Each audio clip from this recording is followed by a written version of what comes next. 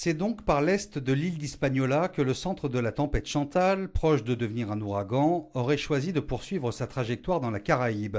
Autrement dit, de frapper dans les prochaines heures directement la République dominicaine, frontalière d'Haïti. Le tout selon les dernières prévisions établies par le Centre américain de surveillance des ouragans.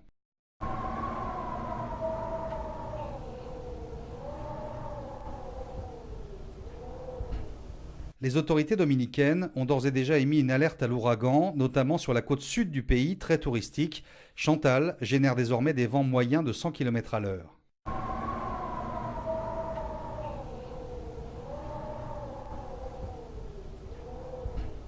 Vu la masse nuageuse, pluvieuse et venteuse associée au phénomène, Haïti serait également concerné par un tel scénario en bordure de la tempête.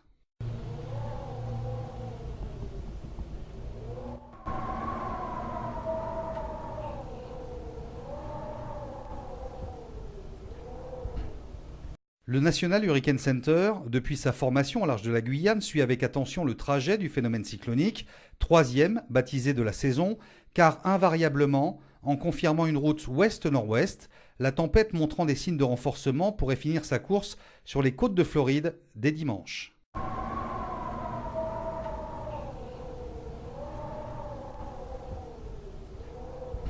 Mardi, la tempête Chantal a affecté la Martinique, y déversant fortes pluies et vents forts, de l'ordre de 90 km/h en moyenne.